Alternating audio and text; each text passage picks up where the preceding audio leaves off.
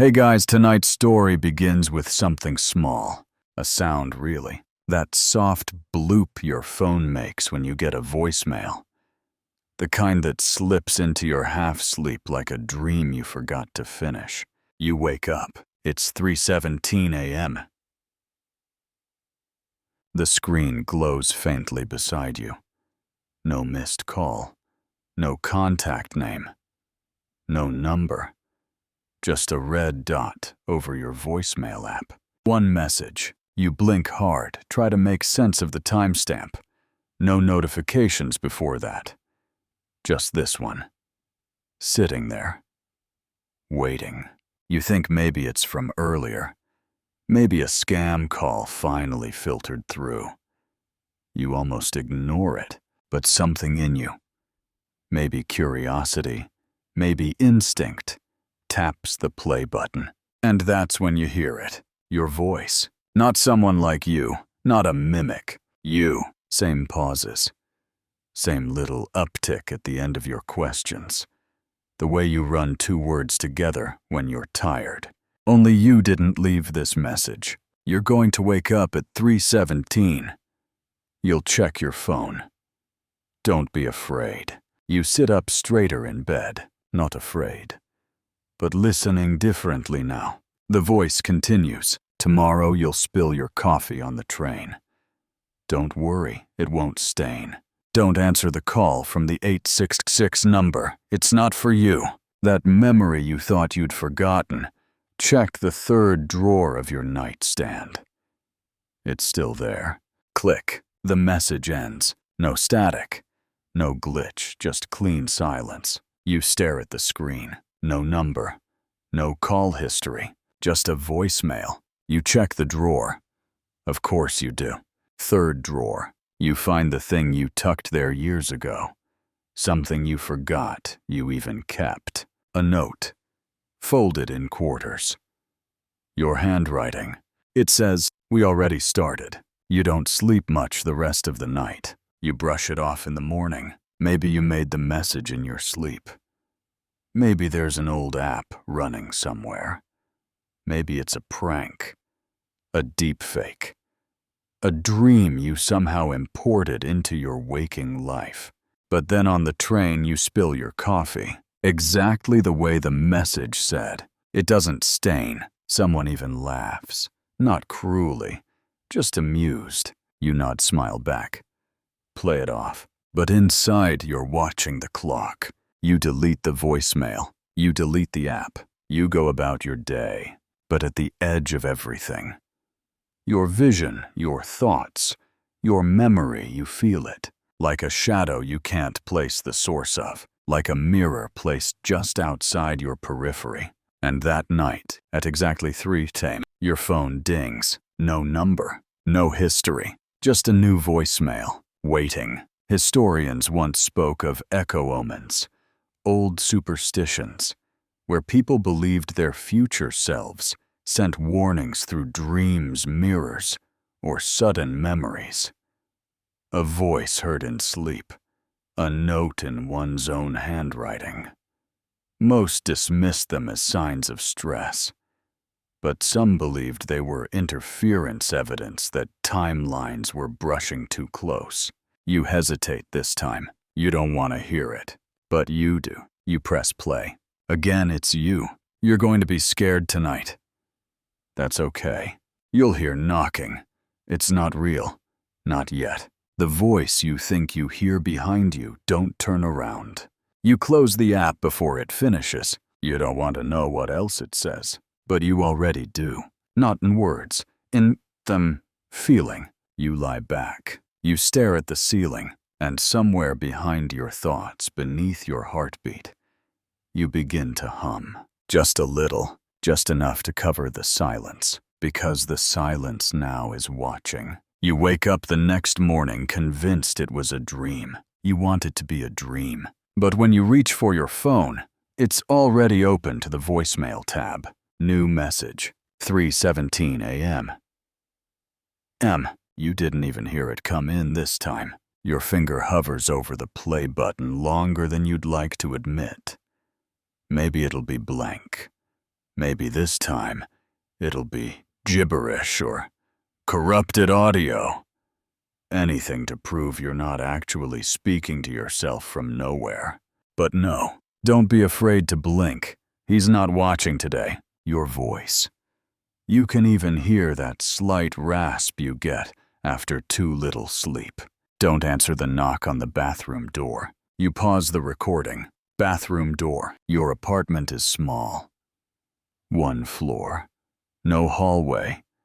You live alone. The bathroom is 8 feet from your bed.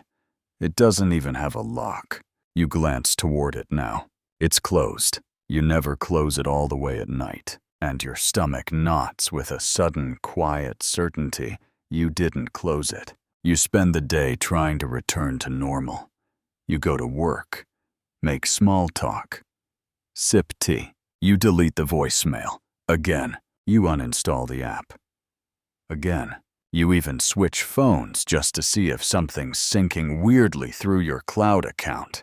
You feel smarter, safer, until you lie down that night and realize you're not tired. You're waiting. And when your phone dings at exactly 3:17 a.m. on your brand new device, freshly reset, still sealed when you bought it this morning, you feel it before you hear it. The message already playing without you pressing anything. Your voice again. There's no way to block this. It's not on the phone. You should check your reflection. Don't look directly into it. You freeze. You're lying in bed facing the wall. The mirror is behind you over the dresser. You haven't looked in it tonight. You don't want to, but something about the air in the room, it changes. It thickens like static before a thunderstorm. You look wrong tonight. The message continues, but only in the mirror. Blink quickly, just once, it'll help. You do. And in the silence that follows, just a beat too long, your voicemail ends. You don't move. You try to breathe evenly. You squeeze your eyes shut. Because in the mirror, something might be waiting. Not a shape, not a face. Just an idea. The idea that something is mimicking you better than you're mimicking yourself. Historians have long debated the origin of the third mirror rule, an unwritten superstition shared across cultures that 3 reflections of the same person invite confusion. Identity overlaps. Behavioral drift. In stories, the third self was often no longer the original, but no one could ever agree where the first reflection ended and the third began. You wake up again the next morning. No voicemail, no ding, just your phone resting on your chest, its screen dark. You want to believe it's over. But you didn't shower. And in the fog drawn with one long finger, you see a number, 3:17. You wipe it away. But underneath the smear, a new reflection meets your eye. Still you, but blinking too fast, and not in sync. You start turning the mirror around at night, face down on the floor, blanket draped over it. You feel ridiculous doing it like a child avoiding monsters under the bed. But it's the only thing that lets you rest at all.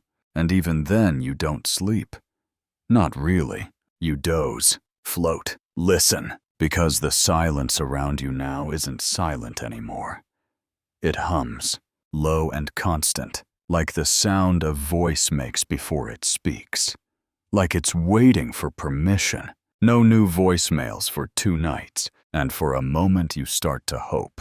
You re-download the app. Refresh, nothing. No 3:17 a.m. message. No update. No echo of yourself repeating things you shouldn't know. You start thinking maybe you interrupted something. Maybe covering the mirror helped. Or maybe it got bored. But on the 3rd night, your phone rings. It rings. Not a voicemail. Not a push notification. A call. 3:17 a.m. Oh, no number. Just the word. And your stomach turns to water. Because your ringtone has changed. It's your voice. saying your name over and over. Pick up. I know you're awake. You stare at it. The call doesn't go to voicemail. It doesn't time out. It just rings. And every time your name loops through the speaker, it says it differently. Happy, sad, angry, begging. You let it ring for 13 minutes. At 3:30 a.m. exactly, it stops. You throw your phone into the drawer, bury it under clothes, and curl into a ball on the floor, like the child you never let yourself be. You don't sleep again, but you stop dreaming too. It's like something in you paused or dimmed. The next day at work, your coworkers look at you strangely. Rough night. You nod. They don't know how rough until one of them pulls out their phone. Hey, did you mean to send this? And they play you a voicemail. Your voice. Don't let them ask about the mirror. Don't let them say my name. You sprint to the bathroom and lock yourself in a stall. Your reflection in the paper towel dispenser doesn't move with you.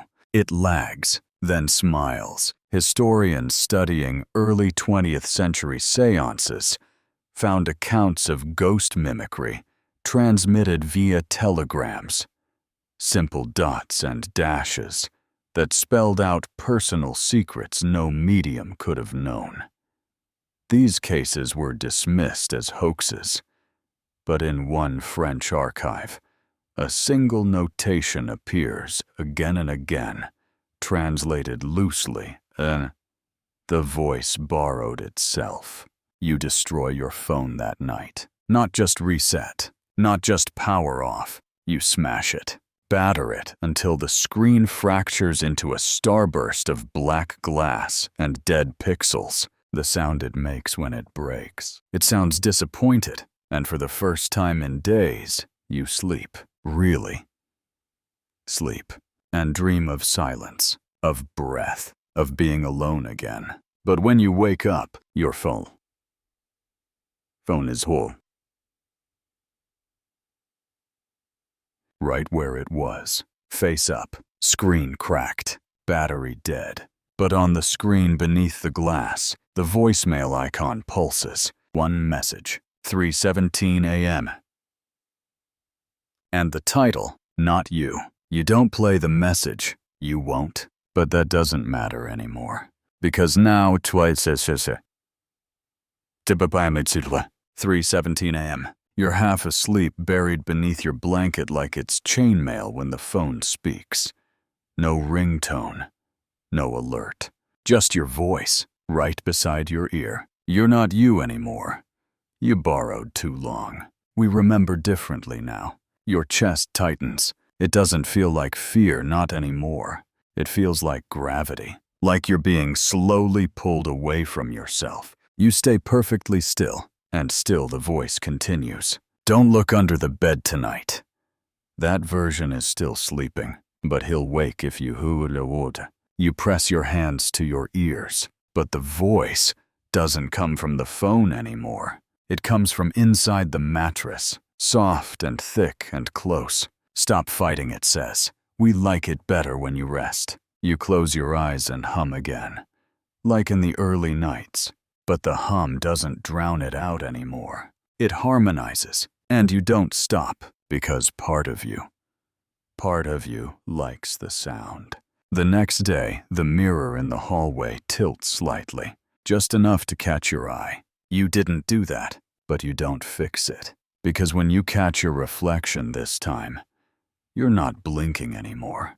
The you in the mirror is, but you're not. And your mouth, it's moving, even though you haven't spoken since the voicemail. You're humming, but the mirror you, he's listening again, it mouths. He wants to see who's left. You leave the apartment. You try to anyway. You get as far as the corner before the sidewalk seems wrong. You walk past the same bakery twice. Your feet ache from looping the same block. You check your Maps app. It shows you floating. No streets, no data, no connection, but one pinned location. Home true. You go back. The lights are on. You don't remember leaving them on. But the bedroom's dark. Your bed is made, but the lump beneath the sheet is your size. Exactly. You back out slowly, and that's when the phone cracked off, dead lights up again on the dresser. New voicemail, 3:17 a.m. No sound, just the transcript. Don't forget to cover the mirror tonight. He's starting to forget which side he's on. Historians still argue whether personal hauntings linked to technology are modern manifestations of older rituals. Objects replacing candles, phones replacing mirrors. But one thing they agree on: the danger isn't in the tool, it's in the pattern, the repetition, the acceptance. You sit on the edge of your bed, you place the mirror face down, you breathe, and when the phone vibrates once, just once, you don't touch it. But you do smile, because tonight, finally, you know the words to the hum. You don't sleep now so much as pause. It's different. You lie still, and your eyes stay open even when your mind doesn't. Dreams come, but they aren't yours. You walk hallways you've never seen. You hear voices calling names you don't recognize. Sometimes you answer. Sometimes they answer with your voice. The next voicemail doesn't come at 3:17 a.m. It comes during the day, middle of a conversation. In line for coffee. Your phone vibrates in your pocket. You expect a text, maybe a work email, but it's the icon. One new voicemail, no caller ID. You hesitate, but you know you're going to listen. You always do. This one begins with laughter. Your laughter, but off. It's hollow, echoey, like it bounced through someone else's throat first. Do you remember your childhood phone number? You don't. I do, the voice says. That's where I started.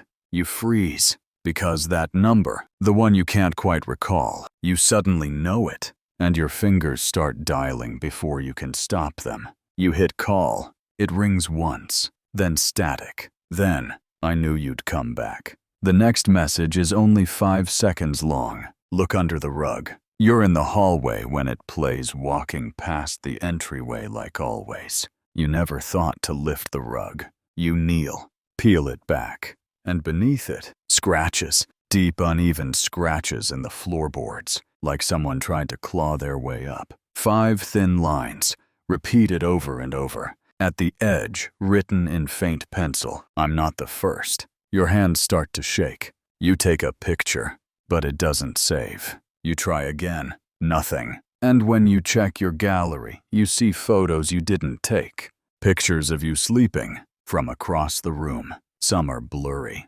Some are close. All are time-stamped, 17 a.m. That night, the mirror doesn't fog. It bleeds. Just a little. A thin trickle from the top edge running like rainwater over the glass. But when you touch it, your finger comes away dry. You stare at the reflection, at your own blank face. You're quieter than you used to be, it mouths. He likes that. Some folklorists believe identity drift was once explained as changeling possession, when someone returned from the woods, the sea, or sleep, slightly altered.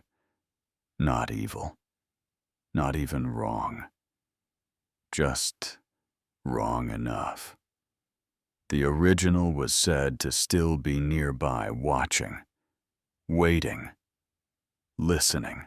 Your last thought before drifting off that night is simple. You think, I hope I'm still me. But the voice that answers, it doesn't come from the phone. It doesn't echo in your mind. It comes from beneath your pillow. I hope so too. You start checking your phone obsessively.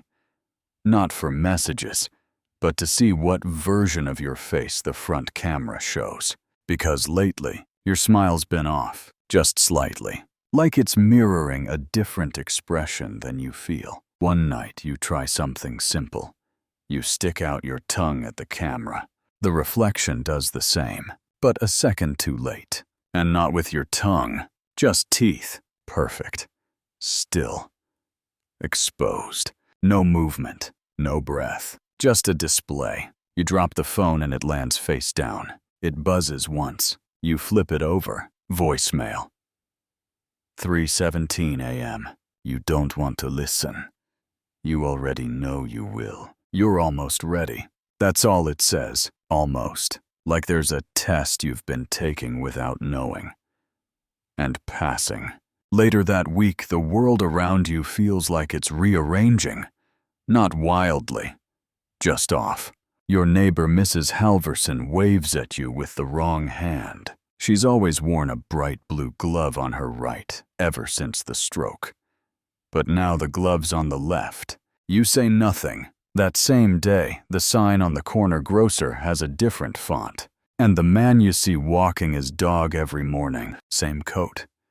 Same hat, same limp, but no dog. The next voicemail is longer. Your voice is calm, almost tender. You'll hear knocking again tonight. Don't open the closet. Let him knock. That's just part of the rules. He can't come through unless you invite him. You unplug the phone. You power it off. And still, at exactly through 17 a.m., you hear your voice through the speaker. He's in the closet now, just watching. He's wondering if you're ready yet. He says you look tired. That night you don't sleep. You don't move. You watch the closet door from across the room. You memorize every shadow, every angle, every beam of moonlight against the wood grain. At some point, your vision blurs. You blink, and for just a moment, the door's gone. There's only an empty wall. Then you blink again, and it's back. Only now it's open an inch. Just enough to see the dark. Not inside the closet. Inside you. Some ancient monastic writings refer to a concept called the reverse room. A space that appears identical to your own, but is inhabited by thought instead of matter. Entering it wasn't considered sinful, but responding to it was naming it, acknowledging its knock. That was the danger. That made it real. The next morning, your closet is shut, neatly latched, like it never moved.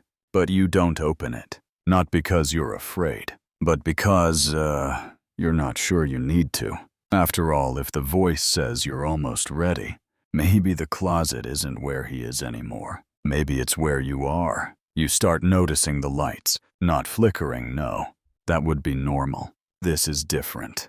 They dim when you enter a room, but not in a spooky haunted house way. No buzzing, no drama.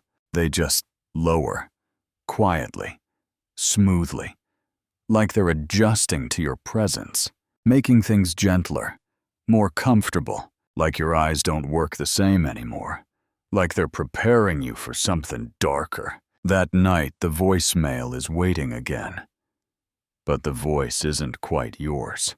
It's smoother, slower, like your vocal cords stretched just a little longer than they should. You're adjusting well. The others weren't this fast. The closet is gone now. You may have noticed. You run to the bedroom. The door's still there, still closed.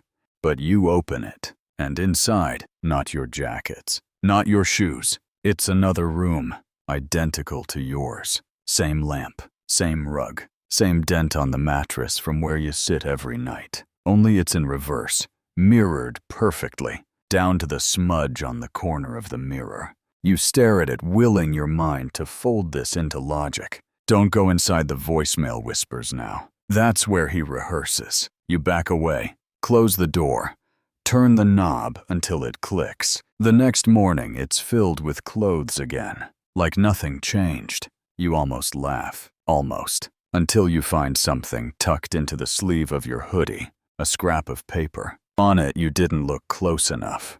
It's your handwriting, except you never wrote it, and it's written in pencil. You don't own a pencil. Later that day, you catch your reflection blinking again just out of sync. So you test it. You write something on your palm with a marker. Hello. You wave it at the mirror. The reflection waves back. But the palm, it's blank. Voicemails become more frequent. Not just 3:17 a.m. Midday. Random. Sometimes the phone rings, sometimes it doesn't. You start to hear your name whispered from other rooms, from muted TVs, once from the faucet. The voice isn't yours anymore, but it's still familiar, like a sibling you never met. Historians rarely agree on the concept of identity mirroring, but certain oral traditions across Baltic and West African cultures refer to the idea of the echo twin, a self born in parallel, whose only path to living fully is through slow replacement. These myths usually end in silence, not because the twin won, but because the original forgot to speak. You start leaving notes for yourself on the fridge, under your pillow, taped to the light switch. You are real. Your fingers are your... Do not hum. But one morning there's a new note on your bedside table. Different paper. Different ink. It's okay to hum now. You've earned it. You don't remember writing that. But you hear yourself humming, softly. And you can't seem to stop. You stop leaving the house. Not out of fear. Not exactly. It just doesn't feel necessary anymore. Like your body is tethered to the walls, and moving too far would tug something loose. Something you shouldn't see. Unravel. You order groceries, forget to eat them. Your emails pile up unread. You start sleeping in odd places. The bathtub, the hallway floor, once even in your closet. Though when you wake up there, it's never quite the same closet you entered. At 3:17 a.m.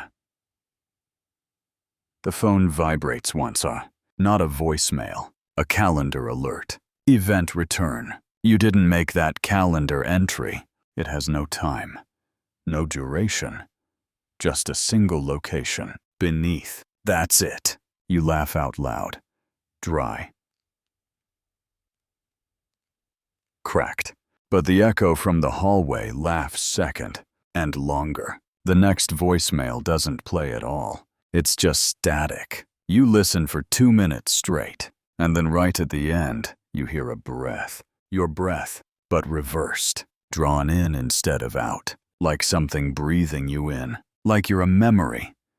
It's trying to inhale. You don't sleep after that. You just sit, hands folded in your lap, listening to the stillness shift around you. Sometime around dawn, your door creaks. Not the front one, the closet. It's open again. No mirror room this time. No jackets either. Just darkness. Depthless. Like a painting that forgot it was supposed to have color. A new voicemail chimes as you stare at the void. You can come in now. Well, he's on. We don't remember him anymore. You lasted longer. You back away. The door closes on its own, softly. Like a breath exhaled. Like a lid returning to a jar. Later you check your contacts. You haven't added any recently. You haven't texted anyone in days. But at the top of the list is a name you don't recognize. Me, true. You try to delete it. The phone doesn't respond. It freezes for a moment, then buzzes. New voicemail. Don't delete me. That would make you alone again. In some Eastern European monasteries, early theologians wrote of the seventh voice, an echo heard only after speaking your name in an empty space 3 times. It wasn't demonic or divine, merely left behind. They warned that to answer, it was not a curse, but a trade. You record yourself sleeping.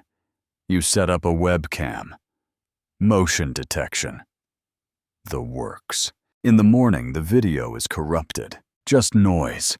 Distorted shapes. Except at one frame. One perfect unglitched frame. You're sitting upright in bed. Eyes open. Smiling. Holding your phone. The screen says, no new voicemails. But you're humming again. And your lips aren't moving. You try to find someone else who's gone through this. Forums. Paranormal threads. Deep dives into fringe tech subreddits. You stumble on a post from 12 years ago. User deleted. One post only, no replies. The mirror won't fog anymore. I think he's using it now. My voice leaves before I do. If I don't make it back, tell me I tried. Attached is an image. Blurry. Upside down. It shows a phone screen with one voicemail icon. Timestamp. 3:15 a.m. The file name of the image. You are listening JPEG. You shut your laptop, but the screen stays on for 3 full minutes after it should have gone black. And your reflection in it isn't blinking anymore. You decide to cover all the mirrors in your apartment, not just the hallway one, even the little one on the bathroom cabinet, even the reflective toaster. You hang towels, duct tape, fabric, but the feeling doesn't stop. If anything, it sharpens, like you've offended something, insulted its view. That night, your voicemail arrives early, 3:12 a.m. You didn't have to do that. Now we don't know who's who, and we liked it better when you believed in the mirrors. You don't respond. You sit on your bed and wait for the hour to pass, but it doesn't. Your clock ticks, 3:60. And then it stops. The second hand trembles, and never reaches 3:17. The lights flicker once. A soft knock comes from somewhere beneath the floorboards. The air smells like warm dust and melted tape. Then you hear the hum again, but not from your mouth, from every covered surface, muffled, insistent, like they're humming back at you. You rip the towels off in a panic. You uncover the mirrors, begging to see your face again, to see anything normal, but the reflections are all paused. You move your hand. They don't. They blink when you don't. One reflection. Your bathroom mirror. You swear smiles. Not sinister, just tired, like it's been waiting to breathe. Some ancient sleep temples believed mirrors absorbed dreams during the night. Priests would polish the glass to release trapped visions before the next patient lay down. One Greek carving translates roughly to, "Too many dreams will crack the glass." You check your phone again. No signal, no carrier, but the voicemail icon glows. You press play without thinking. The voice is no longer yours. It's low, breathless, full of hunger and static. You were almost ready, but you paused. "Don't make us wait again." Your front door creaks open, not violently, just politely. An invitation. The hallway beyond it looks darker than it should, and your reflection in the mirror behind you, it's already walking toward it. You don't follow the reflection, but it doesn't need you to. It steps forward, into the hallway, out of view. But when you peek around the corner, the hallway is empty. Not even the sound of footsteps. Just stillness. A stillness so complete it rings. You close the door, lock it, but the lock clicks too softly, like it's made of paper. You test it again. The bolt moves, but nothing resists. The door swings open with the wind from your breath. You sleep with the chair pressed against the doorknob now. Not that it matters. At 3:17 a.m. The voicemail chimes again, but it doesn't say anything. Just 10 seconds of silence, then a tap, then another, like fingernails on glass. Your mirror fogs this time finally, but the fog forms words. Open it. You reach forward, finger trembling, and trace the message. The fog dissipates instantly, revealing not you, not anymore. The figure in the mirror looks like you, yes. Same shape, same clothes, same small scar on the cheek from the time you fell off your bike in 3rd grade. But the eyes, they're still, too still, as if drawn in charcoal, and the smile is waiting, not reacting. Waiting. The next day you start receiving texts, not just voicemails. They say things like, "Almost there. He's learning how to be you. We're proud." You try to reply, but every time you type the letters, scramble, not into gibberish, into your own thoughts, the ones you didn't want to type. You erase the message. The phone, Bamon buzzes again. Don't worry, he knows. He knows. You record yourself again, audio only. Set the phone across the room. You hum. Softly. 3 notes, then sleep. In the morning you listen. The hum echoes back. but not immediately. It waits until you're already silent. Then it hums 4 notes, yours plus 1. The last is deeper, like someone harmonizing from beneath the floor. One morning, your reflection speaks first. You don't hear it. You just see its mouth move. It whispers, "We're almost ready. Just a few more days." You blink, and in the blink, the mirror cracks. Not fully, just a hairline fracture right across the face. But it isn't your face anymore. It's a mask. And it's thinning. Theology journals from pre-Roman Gaul document the borrowed breath. A ritual where a voice could be placed in an object, growing stronger each time it was heard. It could become so powerful, it would develop memory, identity, eventually intent. What they never agreed on. Whether it could leave the object. Whether it could take a host. Your last message for the day comes through your door. Not a knock, not a letter, just a slip of sound, like a whisper, slid under the frame. When you stop humming, we'll begin. And outside the window, you see yourself, standing in the street, looking up, smiling, not waving, just waiting. You stay away from all reflective surfaces now. Screens, glasses, windows at night. Anything that might return more than your own gaze. But reflections are clever. They find you in puddles, in polished spoons, in the blank black of a powered-off monitor. They wait. Sometimes when your back is turned, they mimic light, just enough to catch your eye.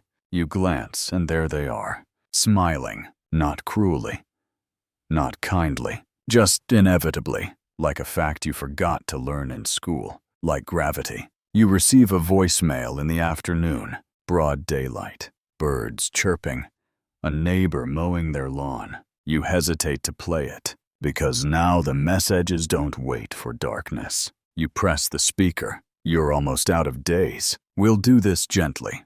It's your first time after all. Then the click, and the birdsong around you stops. Not fades, stops, like the world held its breath. And for a moment, even the wind forgets how to blow. Later, you get a package. No return address. Just your name in perfect handwriting. Your full name. Even you don't write it like that anymore. You open the box. Inside a mirror, bold, tarnished. A small palm-sized thing with brass fittings. You recognize it. Your childhood bedroom mirror. The one your grandmother gave you. The one you left behind. You hold it up. It reflects nothing, just blackness, like ink poured onto silver.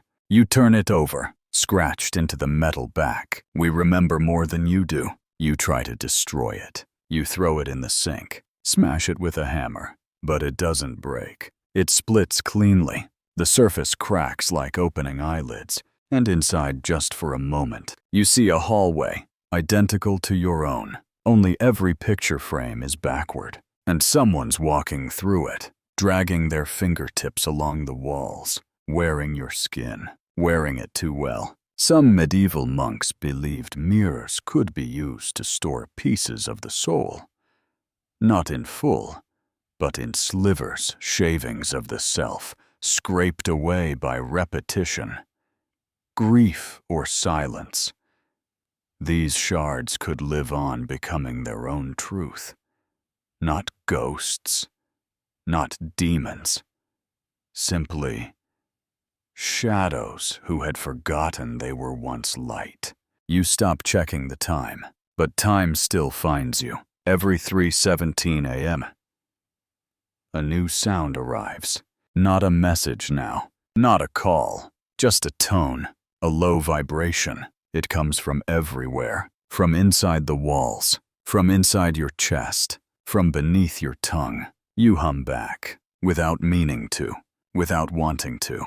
And each night your hum is more in tune. You begin to lose track of your own voice, not because it's gone, but because it's echoing. Every time you speak aloud now, it feels like someone is rehearsing your words in parallel, not copying, not mocking, just running alongside like a shadow waiting to merge. You hum out of habit now. It soothes the silence. But the tune, you've never heard it before. You're not sure you invented it. And one morning you wake up to find the words written on your window in condensation. Thank you for the melody. Your dreams become more vivid, not nightmares, not quite. Just close-ups of objects, a spinning coin, a door with no knob, a toothbrush with too many bristles. You wake up with the feeling that you've been somewhere real. And each time there's something new in your apartment.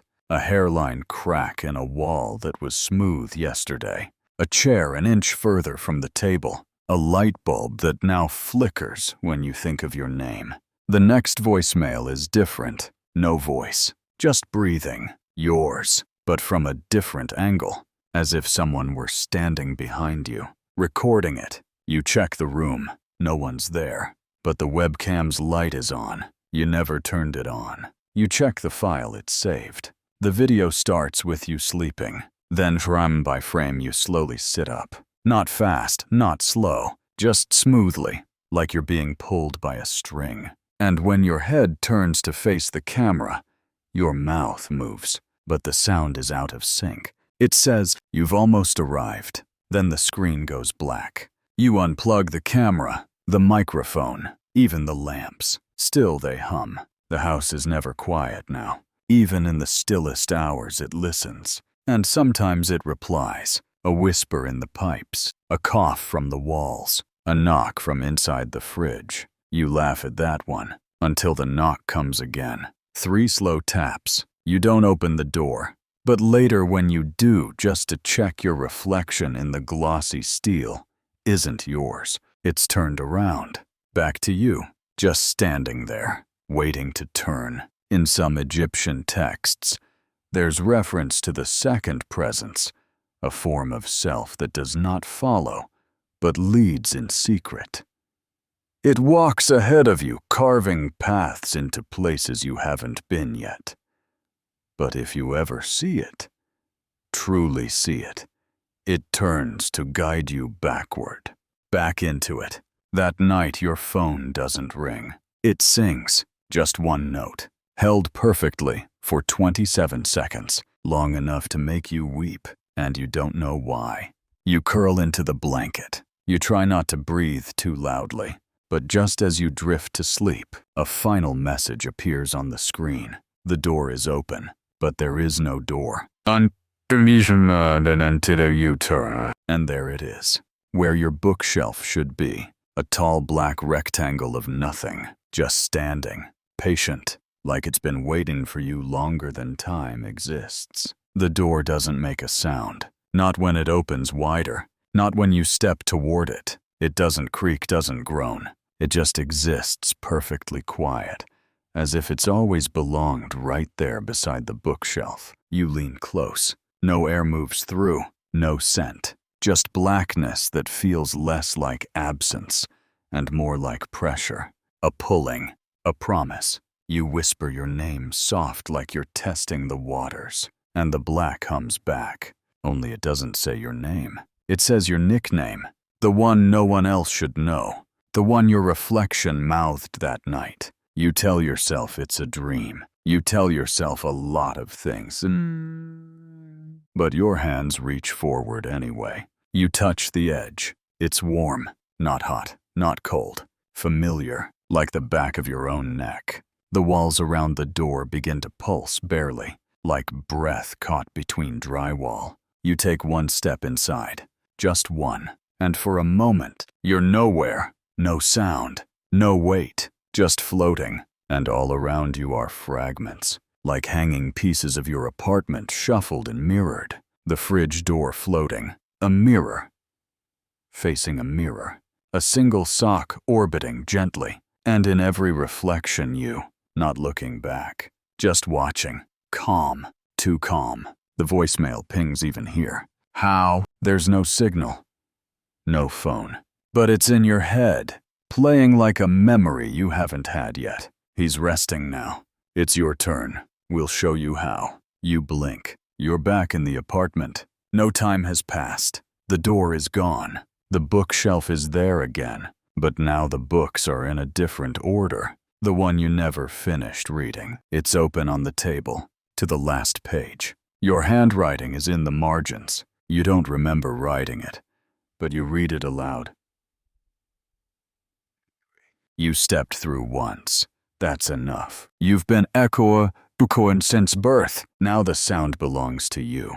Cultures across the Indonesian archipelago once believed in sound shadows. Spirits formed by echoes left behind in caves and mountains. If you entered a sacred space with a broken melody on your lips, the echo might repair it, finishing the tune. But sometimes it kept singing long after you'd stopped. You don't speak for 3 days, not out loud, not even to yourself. The house is quiet. The mirrors stay still. Your phone is blank, and you start to think, maybe it's over. Maybe it passed through you and moved on, until the light bulb flickers, just once, and your own voice comes from inside the wall. I think I'm you now. Then silence, then humming, and not your tune. A new one you almost recognize, but not quite. The humming doesn't stop. It follows you from room to room, always a step behind. You turn on music. White noise, anything to drown it out. But it syncs, mimics, harmonizes. You walk to the bathroom, close the door, turn on the faucet, and from the pipes in rhythm,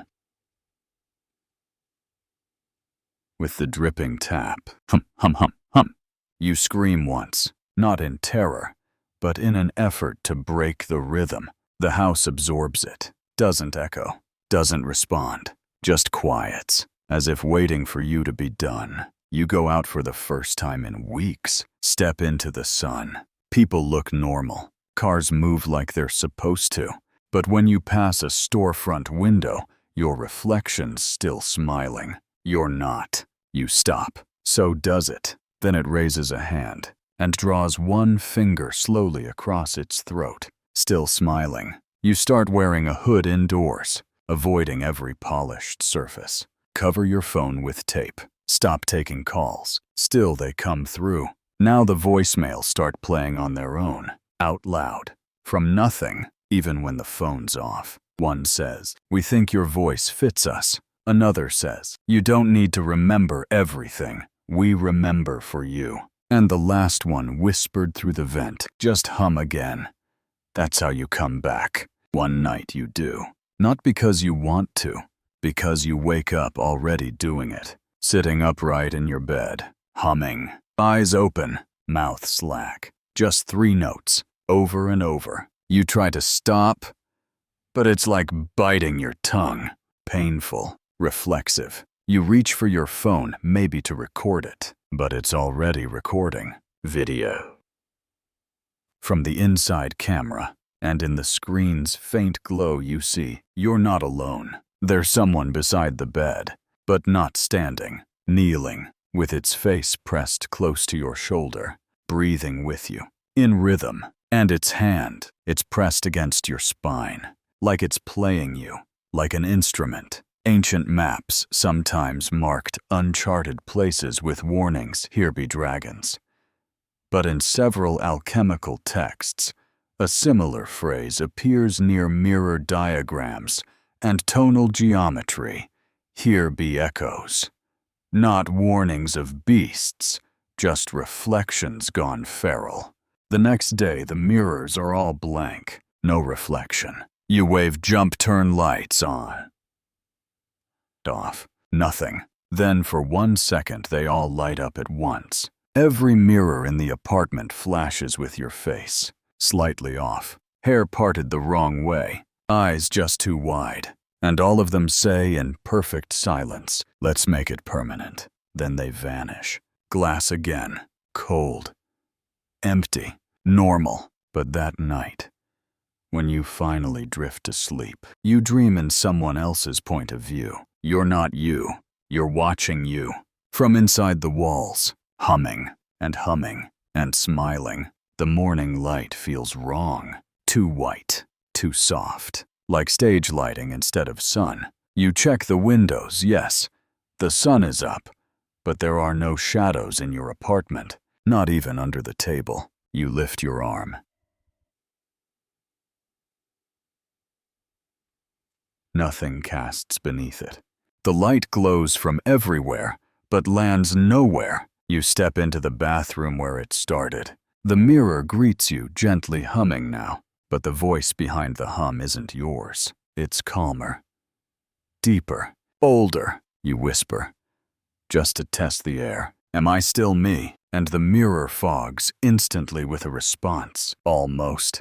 The apartment feels bigger now, or maybe you're smaller. Doors look taller, ceilings more distant. The hum follows you like a scent, sweet and bitter. You check your phone. No missed calls. No voicemails. Just a single new contact in your list. Emmy. No number. Just the word. You press call, hands shaking, but the speaker doesn't ring. Instead, your closet door does. A soft, hollow buzzing, like a phone buried in coats. You open it slowly. Nothing there. But the coats sway. Something just stepped away. You try to leave. Front door stuck. Balcony door opens to brick. Fire escape gone.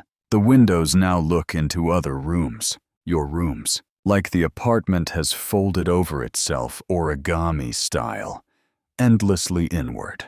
You scream, but the sound dies inches from your lips. Just a puff of breath. You're not allowed to be loud anymore. In the mirror, your reflection moves again. It places a hand to the glass. You do the same. And for a second, just one, you feel its pulse. Faster than yours. Hungry. Eager. The fog on the mirror returns. We are ready. Step through. You'll forget it soon. And the glass softens. Ripples. Inviting. You want to say no. You do. But your lips shape the hum again. And when you reach to stop yourself, your reflection grabs you first and pulls, not with violence, with relief, as if it's just finishing what started before you were born. You fall through, and the last thing you see is your old body, still standing, now smiling, now blinking, now humming the perfect tune. And then the door closes behind you. From the other side, word count 19, wind down. 300 words. Now, just breathe. Let the hum fade. Let the light around you dim to a soft, safe gray. None of this was real, but your heart still remembers the rhythm, the reflection that watched too long, the voice that borrowed your name. As you lie there, warm under your blanket, know this: no doors are opening tonight. No footsteps will echo in your hallway. No whispers will rise from your vents. It's just you know. You made it through. Whatever crossed over stayed behind. And the mirrors, they're only glass. Right, take another breath. Let it settle. Let it carry you down like a leaf, drifting across still water. Let go of your name for a little while. You can pick it back up in the morning. Right now, there's nothing but stillness, and maybe the faintest hum. But even that is easing now, fading into soft silence. Just you, the dark, and rest. End of script. Sweet dreams.